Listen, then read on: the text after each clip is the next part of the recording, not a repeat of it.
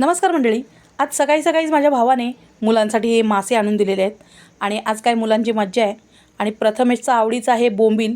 त्याला ते बोंबील खूप आवडतात. आम्हा सगळ्यांनाच आवडतात, पण पूर्वाला आवडत नाहीत.